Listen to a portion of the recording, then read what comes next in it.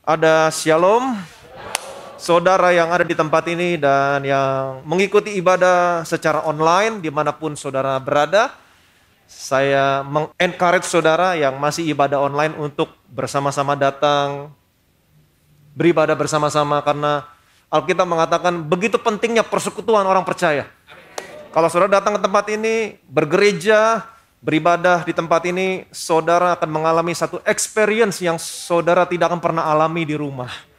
Amin. Jadi saya meng-encourage saudara yang masih ibadah online untuk datang dan kita akan bersama-sama beribadah di tempat ini. Selamat hari Minggu yang diberkati. Udah selesai liburannya? Puji Tuhan. Sudah siap diberkati Tuhan. Kita lihat firman Tuhan dari Filipi pasal 4 ayat 16 sampai dengan 20. Karena di Tesalonika pun kamu telah 1-2 kali mengirimkan bantuan kepadaku. Tetapi yang kutamakan bukanlah pemberian itu, melainkan buahnya yang makin memperbesar keuntunganmu. Kini aku telah menerima semua yang perlu daripadamu, malahan lebih daripada itu. Aku berkelimpahan karena aku telah menerima kirimanmu dari Epafroditus, suatu persembahan yang harum, suatu korban yang disukai dan yang berkenan kepada Allah.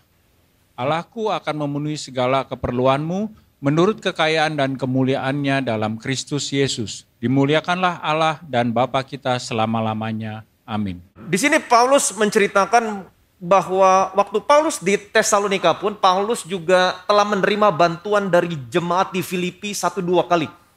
Tetapi Paulus berkata, yang kuutamakan bukan bantuannya, bukan pemberiannya, tetapi buah yang memperbesar keuntungan jemaat yang ada di sana. Amin. Gembala yang baik adalah gembala yang tidak mencari keuntungan untuk pribadinya sendiri dari domba-dombanya. Seperti halnya begini, kalau saya mengajarkan tentang persepuluhan sama saudara, bukan berarti saya mau uang saudara.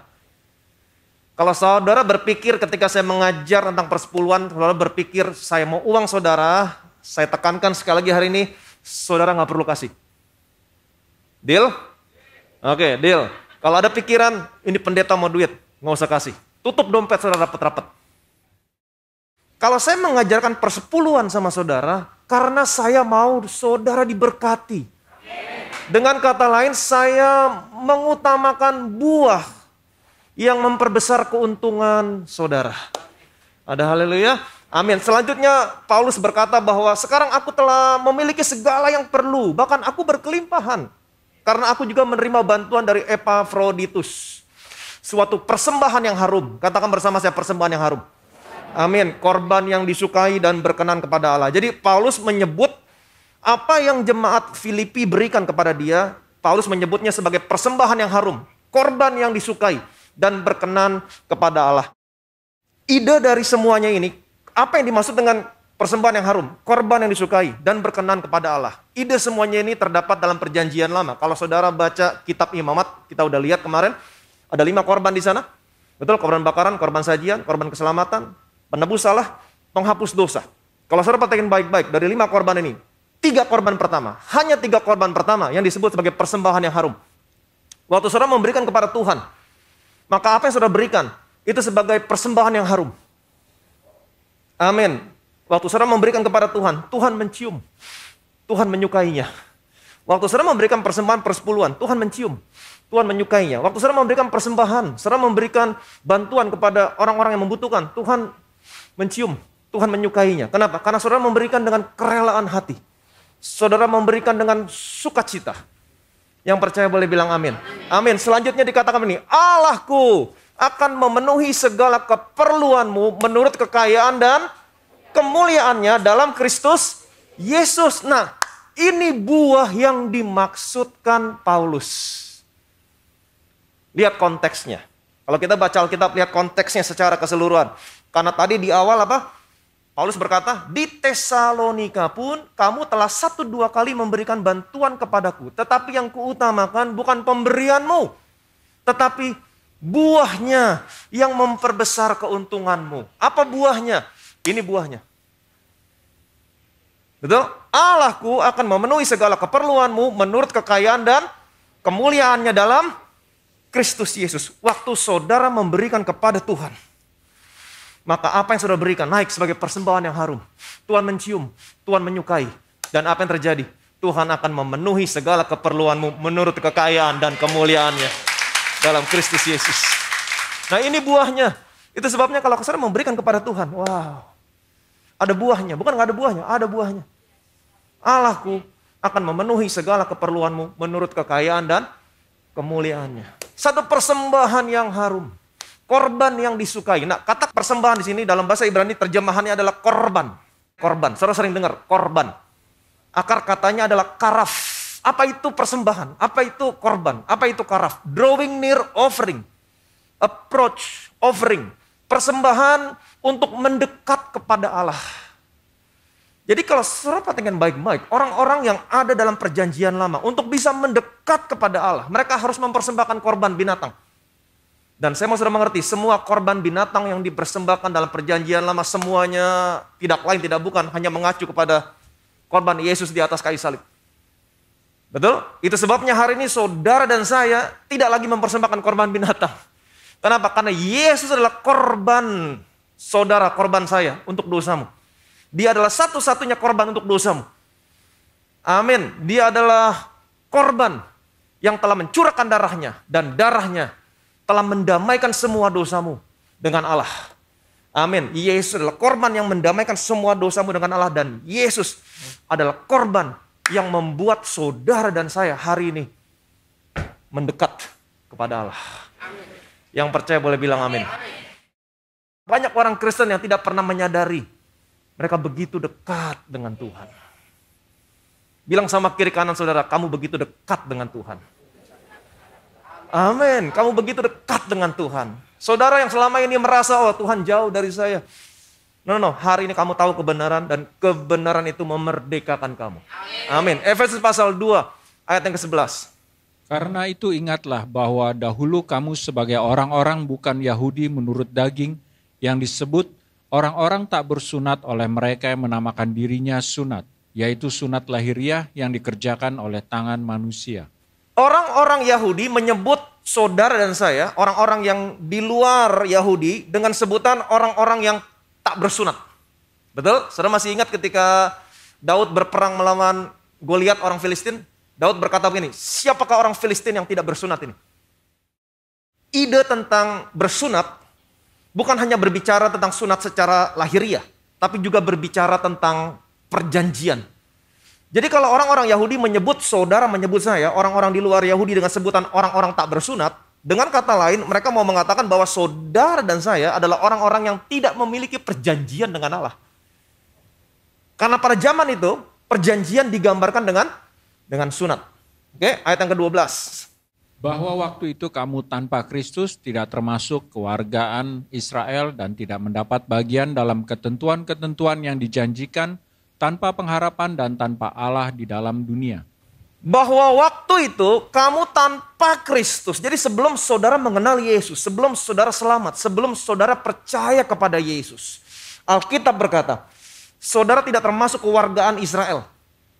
Kemudian Alkitab mengatakan saudara tidak mendapat bagian dalam ketentuan-ketentuan yang dijanjikan.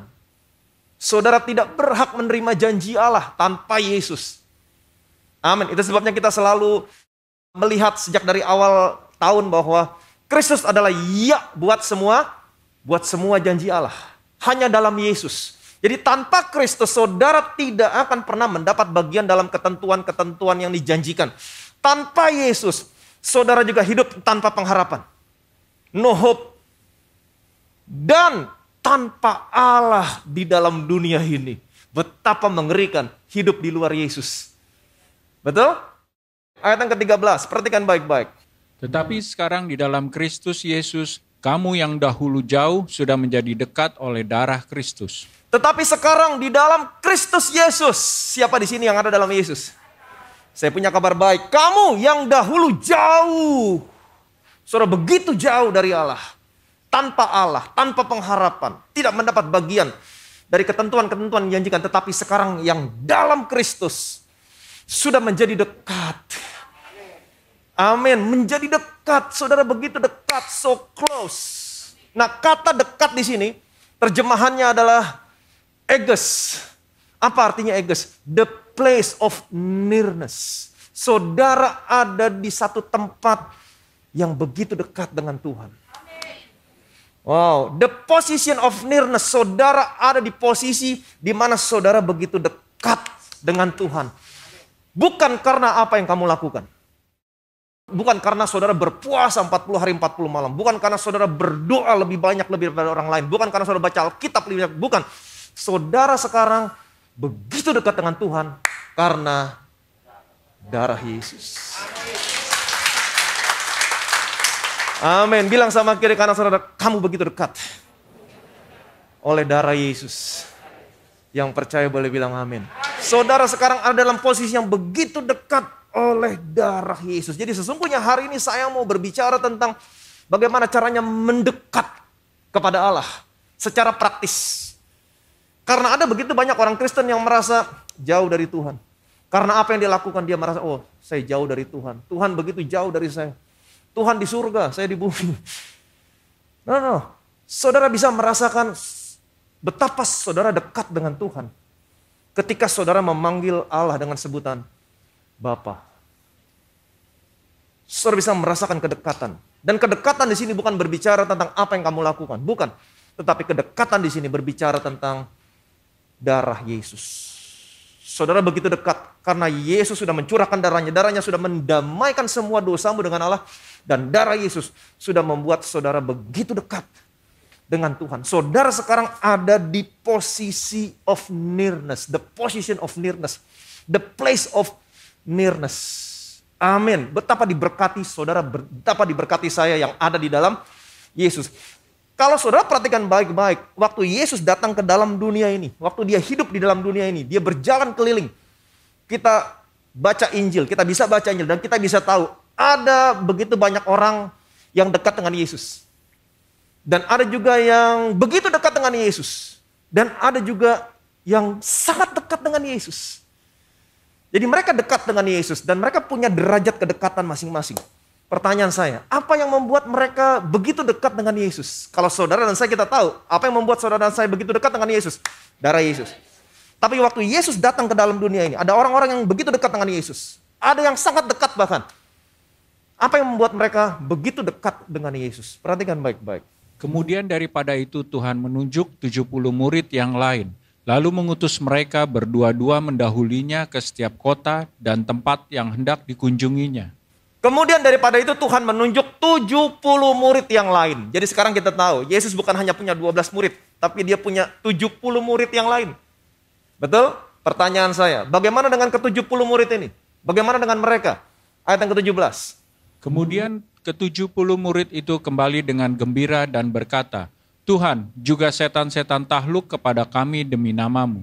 Kemudian ke-70 murid itu kembali dengan gembira dan berkata, Tuhan, juga setan-setan takluk kepada kami demi nama-Mu.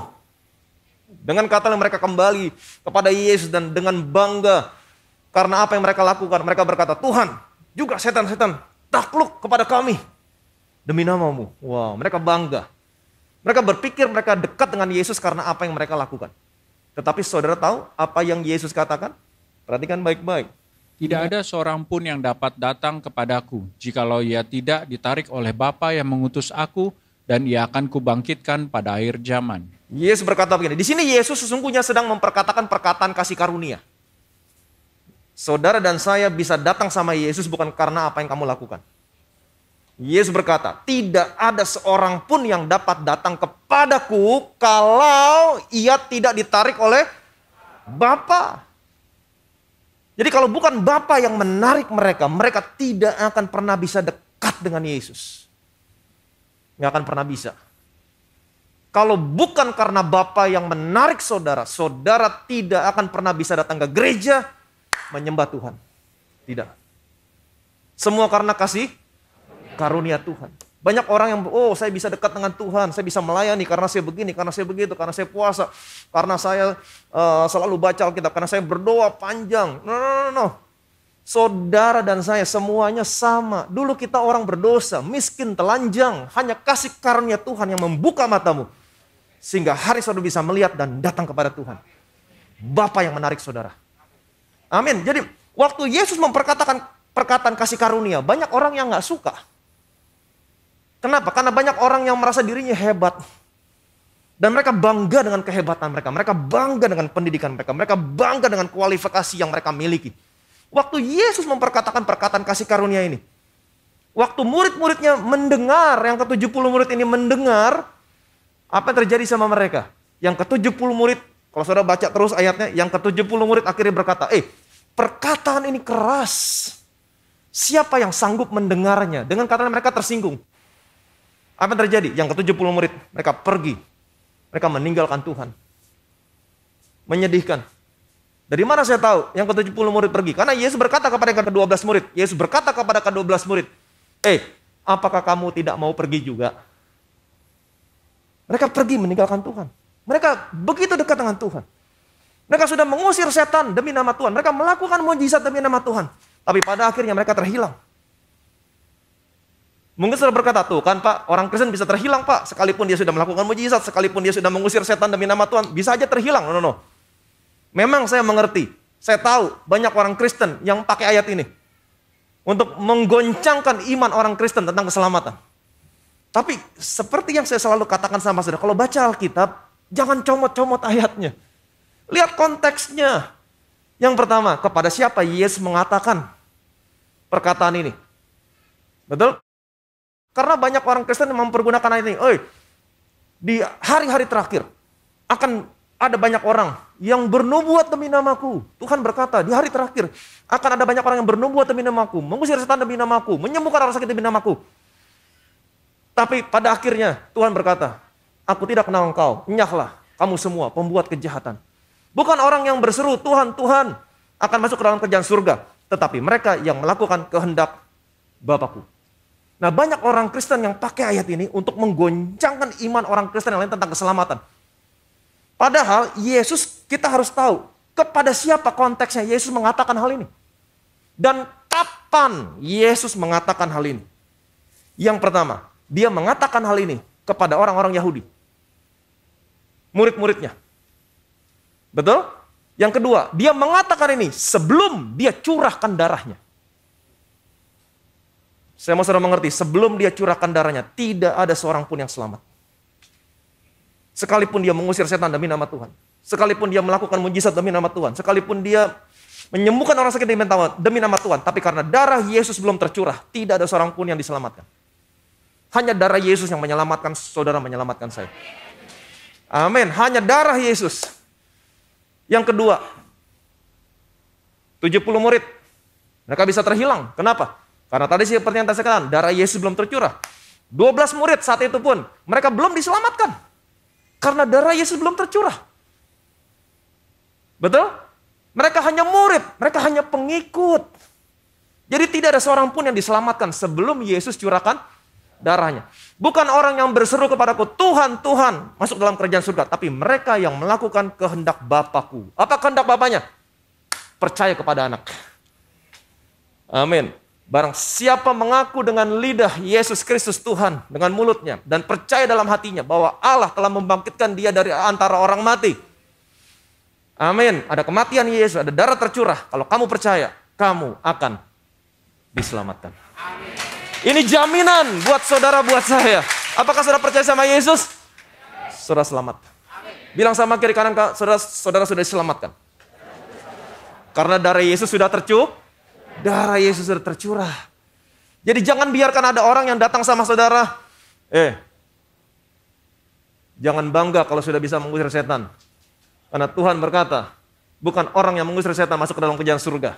Tapi mereka yang melakukan kehendak Bapa. Mereka tidak mengerti konteksnya. Jangan biarkan ada orang mengacaukan, menggoncangkan iman saudara tentang keselamatan saudara. Darah Yesus sudah tercurah. Amin. Saudara diselamatkan.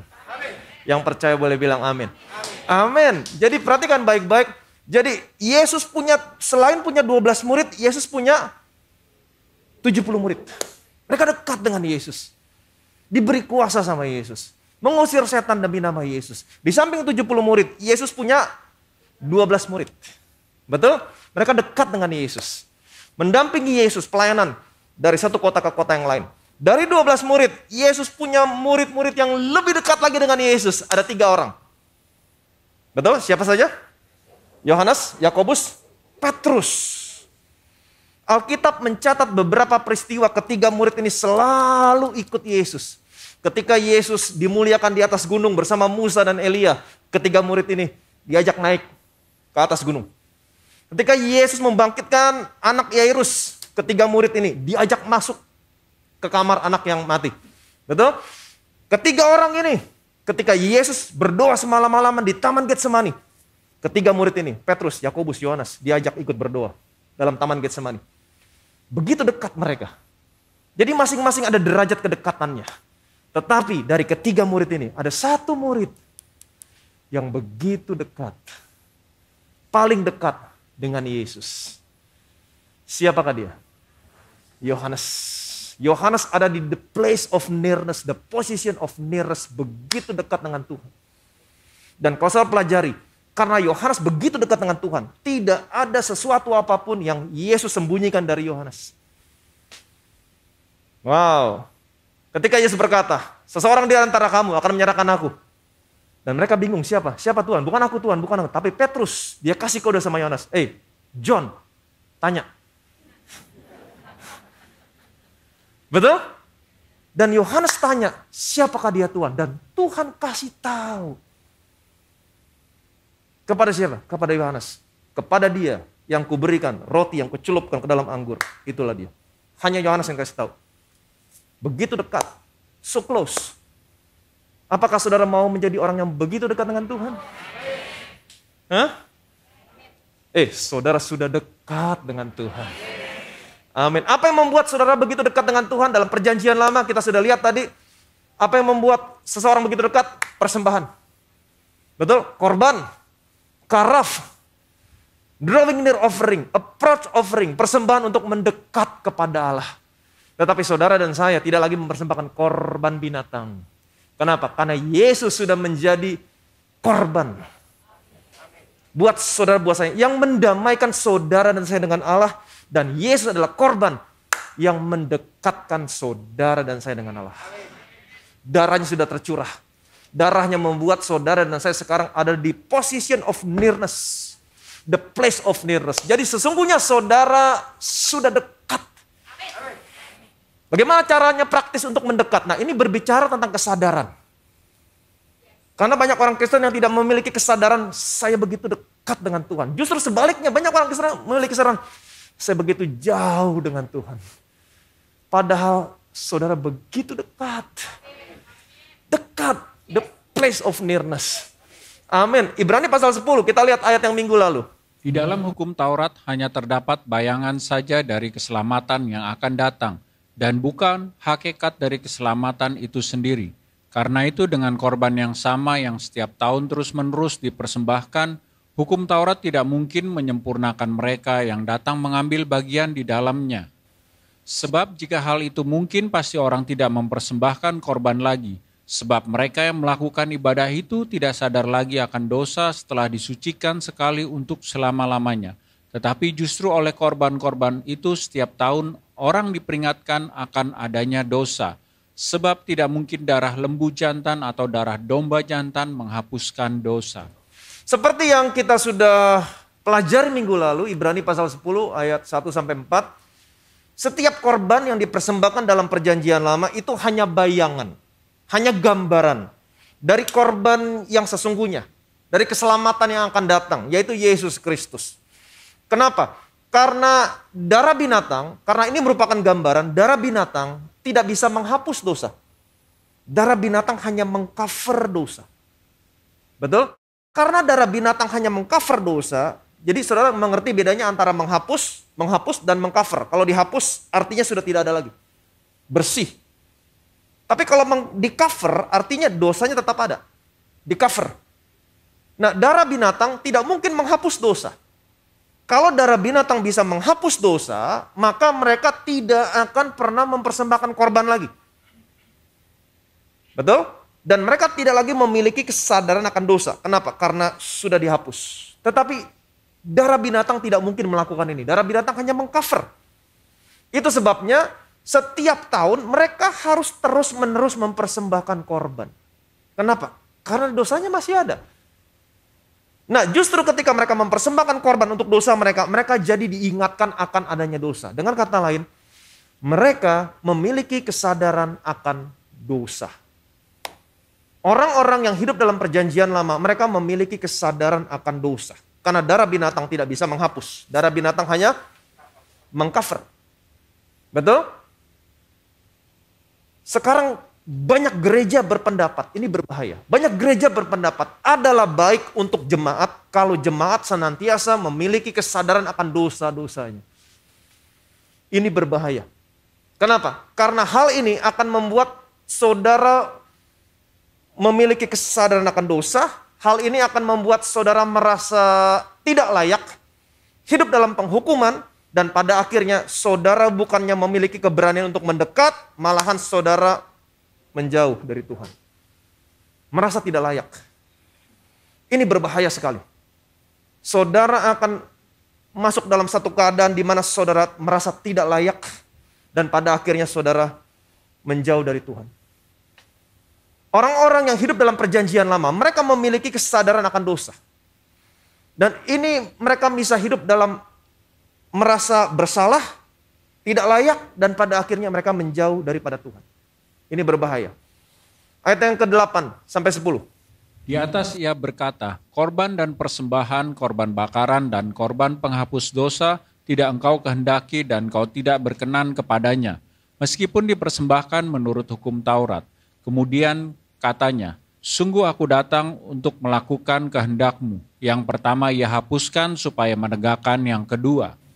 Dan karena kehendaknya inilah kita dikuduskan satu kali untuk selama-lamanya oleh persembahan tubuh Yesus Kristus.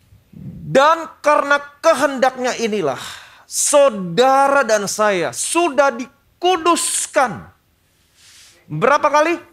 Satu kali oleh persembahan tubuh Kristus. Jadi dia cukup mempersembahkan tubuhnya sebagai korban untuk dosamu. Cukup satu kali. Dia nggak perlu datang yang kedua kali mempersembahkan tubuhnya lagi untuk dosamu. Nggak, cukup satu kali.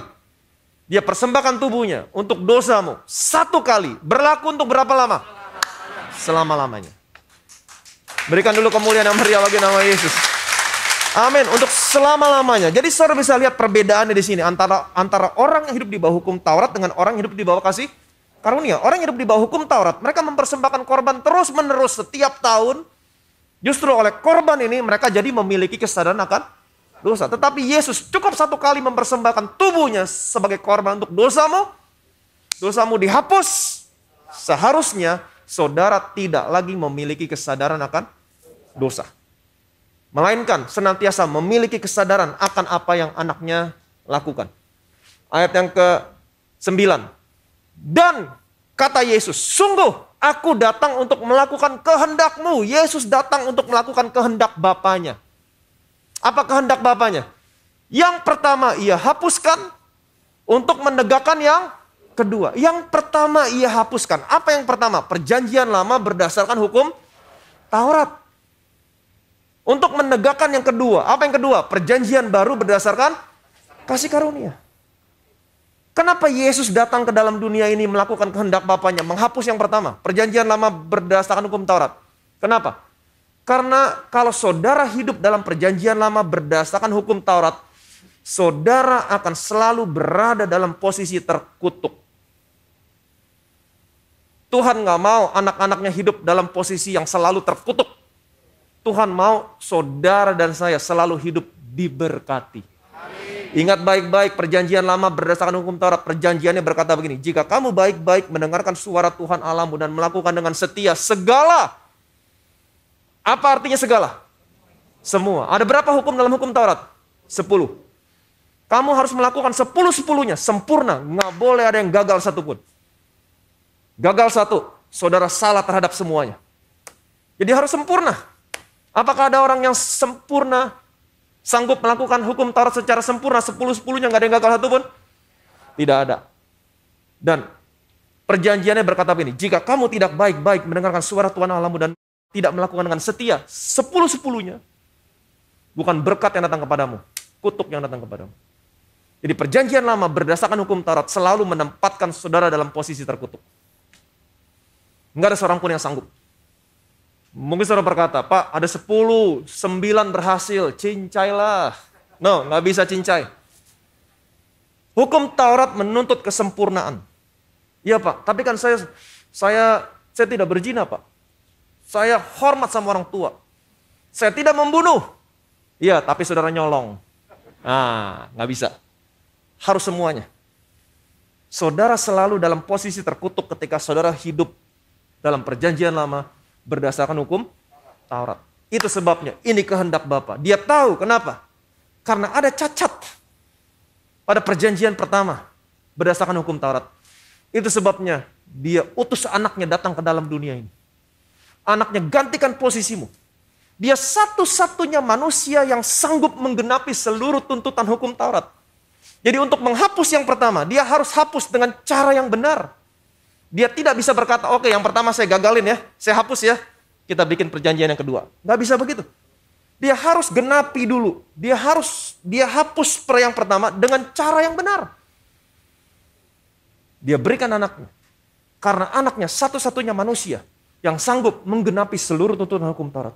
Anaknya datang ke dalam dunia, dia gantikan posisimu. Dia genapi seluruh tuntutan hukum Taurat, termasuk semua penghukumannya.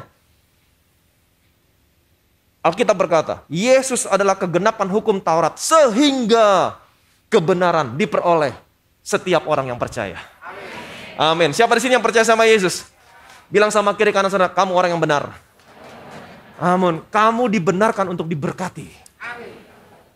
Ketika saudara percaya sama Yesus, itulah saatnya saudara ada di dalam perjanjian baru berdasarkan kasih karunia. Untuk membuat saudara dan saya tidak lagi hidup di bawah perjanjian lama berdasarkan hukum Taurat, membuat saudara hidup di dalam perjanjian baru berdasarkan kasih karunia, ada harga yang harus Allah bayar. Enggak mudah. Mudah buat saudara, hanya percaya, tapi enggak mudah buat Tuhan. Dia harus berikan anaknya. Yang percaya boleh bilang amin. Amin. Enggak mudah. Dia harus berikan anaknya. Ayat yang ke-14. Sebab oleh satu korban saja ia telah menyempurnakan untuk selama-lamanya mereka yang ia kuduskan. Sebab oleh satu korban saja ia telah menyempurnakan. Menyempurnakan di sini dalam hal apa? Kesadaran akan dosa. Tidak sadar lagi akan dosa. Tadi ingat Ibrani pasal 10 ayat 1 sampai 4. Mereka yang mengambil bagian dalam korban, dalam hukum Taurat, tidak mungkin menyempurnakan mereka. Kenapa? Karena mereka masih memiliki kesadaran akan dosa. Jadi menyempurnakan di sini adalah menyempurnakan dalam hal kesadaran saudara. Oleh satu korban saja, ia telah menyempurnakan untuk selama-lamanya mereka yang ia kuduskan. Satu korban cukup. Enggak seperti perjanjian lama. Terus menerus setiap tahun dipersembahkan korban.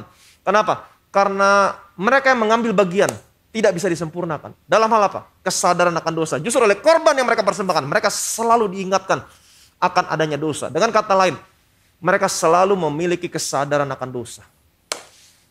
Oleh satu korban. Dia tergantung di atas kayu salib. Dia sudah menyempurnakan saudara. Seharusnya dia sudah menyempurnakan saudara. Kenapa? Karena dia sudah menguduskan kamu satu kali. Untuk berapa lama? Selama-lamanya. Kalau saudara percaya, saudara sudah dikuduskan satu kali untuk selamanya. Waktu dia mempersembahkan tubuhnya, seharusnya saudara tidak lagi memiliki kesadaran akan dosa. Sebaliknya, saudara memiliki kesadaran akan apa yang anaknya sudah kerjakan di atas kayu salib. Yang percaya boleh bilang amin. Amin. Dan saya percaya kebenaran ini tidak akan pernah membuat saudara hidup seenak-enaknya. Waktu saya mengajar ini banyak orang berkata, oh Pak Ivan kontroversi. No, saya bukan kontroversi. Saya sedang memberitahukan kepada saudara tentang korban yang sempurna. Yang tergantung di atas kayu salib. Yang menyempurnakan saudara. Menguduskanmu satu kali untuk selama-lamanya. Amin. Amin. Ayat 18, 19 sampai 20.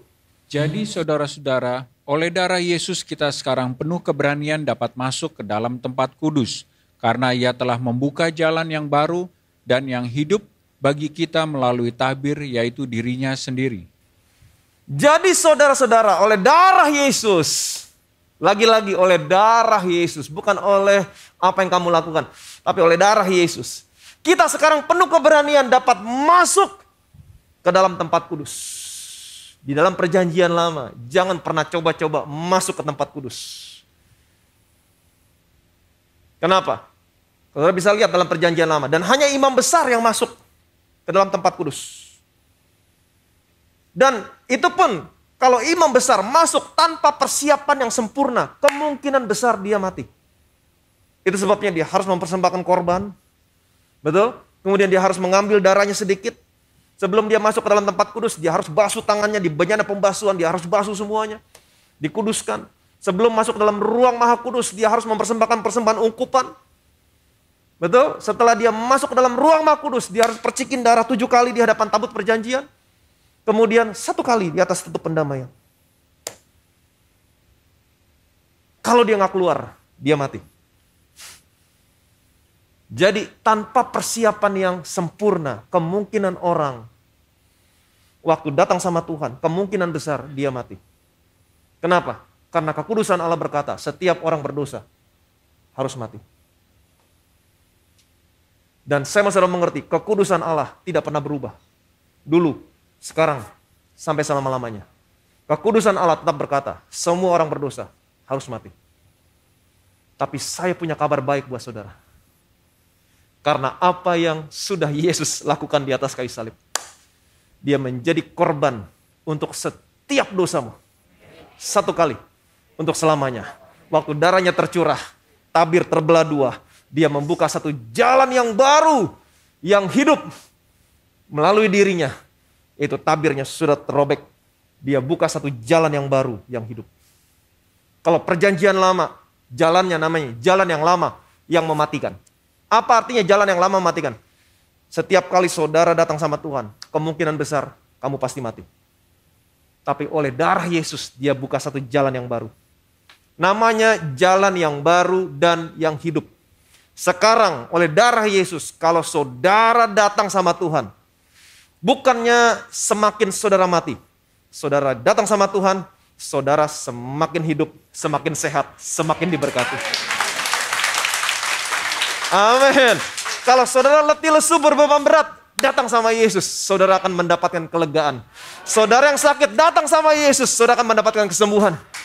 Apapun masalah pergumulanmu, persoalan seberat apapun, datang sama Yesus. Miliki keberanian menghampiri takhta kasih karunia. Alkitab mengatakan, kalau kamu memiliki keberanian menghampiri takhta kasih karunia, kamu akan menerima rahmat, menemukan kasih karunia untuk mendapatkan pertolongan saudara tepat pada waktunya. Yang percaya boleh bilang amin. Saudara dan saya so close. Begitu dekat dengan Tuhan hari ini. Saudara ada di the place of nearness, the position of nearness. Karena apa? Karena darah Yesus. Jadi kita sudah sama-sama belajar. Apa yang membuat orang-orang dalam perjanjian lama begitu dekat dengan Tuhan, bisa mendekat dengan Tuhan?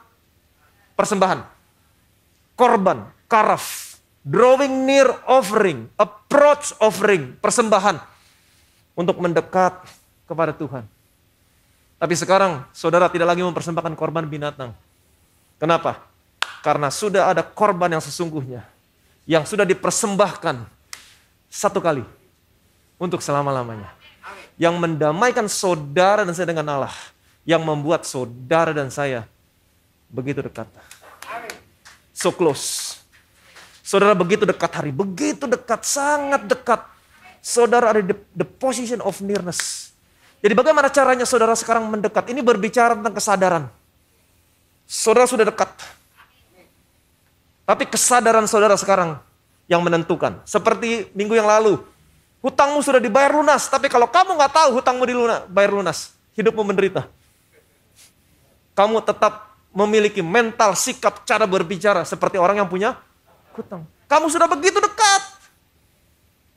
Tapi kalau saudara masih memiliki kesadaran akan dosa, maka saudara merasa jauh. Padahal kamu begitu dekat. Kalau saudara masih memiliki kesadaran akan dosa, sesungguhnya saudara mau mengatakan, darah Yesus nggak ada bedanya sama darah binatang. Saudara menghina. Jadi mulai hari ini miliki kesadaran bukan tentang dosa, tapi miliki kesadaran tentang apa yang anaknya lakukan di atas kayu salib. Tuhan, aku bersyukur Engkau telah menggantikan posisiku. Engkau tergantung di sana, membayar semua hutang dosaku. Inilah pembayaran hutang saya. Inilah hukuman saya. Dan aku percaya Tuhan, karena darah-Mu sudah tercurah di atas kayu salib, Engkau mendamaikan semua dosaku dengan Allah. Dan karena darah-Mu sudah tercurah, hari ini saya yang dulu begitu jauh, tetapi sekarang saya ada di position of nearness. Saudara memiliki keberanian, datang. Aku datang Tuhan. Jadi kalau saudara senantiasa memiliki kesadaran dan mendeklarasikan imanmu seperti demikian sebelum saudara berdoa, saudara punya confidence, doamu didengar Tuhan. Amin. Selalu datang sama Tuhan dengan melihat apa yang sudah anaknya kerjakan di atas kayu salib. Tuhan, aku bersyukur anakmu sudah gantikan posisi saya, mencurahkan darahnya di atas kayu salib. Dulu saya begitu jauh Tuhan. Saya tidak punya Allah di dunia ini. Saya tidak mendapatkan bagian dalam ketentuan-ketentuan yang Kau janjikan. Hidup saya tanpa pengharapan. Tetapi karena darah Yesus sudah tercurah, hari ini saya yang dulu jauh, tanpa pengharapan, tanpa Allah. Tapi hari ini aku adalah anak-Mu Tuhan. Amin. Aku begitu dekat. In the position of nearness. Kamu datang sama Tuhan. Apapun masalahmu, apapun pergumulanmu, panggil Dia Bapa. Dia akan peluk saudara, Dia mengasihimu, Dia peduli sama saudara. Kamu akan menerima rahmat, kamu menemukan kasih karunia, dan kamu akan mendapatkan pertolongan tepat pada waktunya. Yang percaya boleh bilang amin. Amin. Jadi jangan lagi saudara berkata, kenapa Tuhan begitu jauh, kenapa Tuhan tinggalin saya. No, saudara ada di position of nearness. So close. Begitu dekat. Datang sama Tuhan, rasakan kedekatan saudara sama Tuhan. Lihat, Dia memelukmu. Lihat, Dia peduli sama saudara. Lihat, Dia begitu mengasihimu. Amin. Dia tahu semua kelemahan-kelemahanmu. Dia tahu semua pergumulan-pergumulanmu. Dia peduli. Dia mengerti semua kelemahanmu. Dan Dia sayang saudara. Amin. Apapun yang kamu butuhkan, Dia tahu, Dia mengerti. Dan Dia akan mencukupkan semua kebutuhanmu berdasarkan kekayaan, kemuliaan yang Dia miliki dalam Kristus Yesus. Yang percaya boleh bilang amin. Bilang sama kiri kanan saudara, kamu begitu dekat oleh darah Yesus. Sudah diberkati hari ini? Amin. Berikan kemuliaan meriah bagi nama Tuhan. Betapa kami bersyukur Tuhan, kasih-Mu begitu besar kepada kami. Dulu kami jauh, tanpa pengharapan. Dan sedikit pun tidak mendapat bagian-bagian dari ketentuan yang Kau janjikan. Tidak ada bagian kami dalam janji-janji Allah.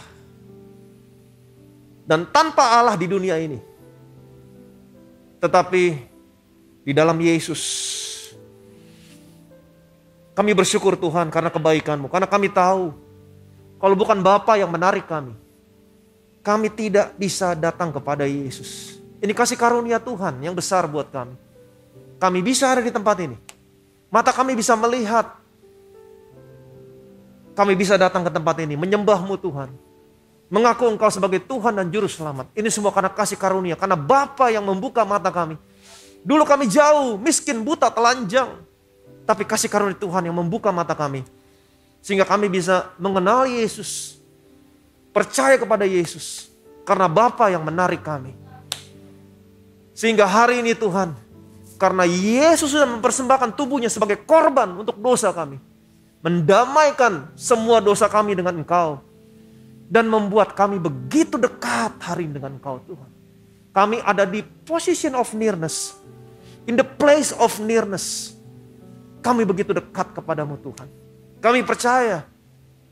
Tidak ada satu apapun yang Kau sembunyikan terhadap kami. Karena Kau begitu mengasihi kami. Engkau akan mencukupkan semua kebutuhan-kebutuhan kami Tuhan. Berdasarkan kekayaan, kemuliaan yang Kau miliki dalam Kristus Yesus. Kami percaya ketika kami mendekat kepadamu. Selalu ada mercy, ada belas kasihan Tuhan dalam hidup kami. Karena Engkau mengerti kelemahan-kelemahan kami. Ketika kami mendekat kepadamu Tuhan.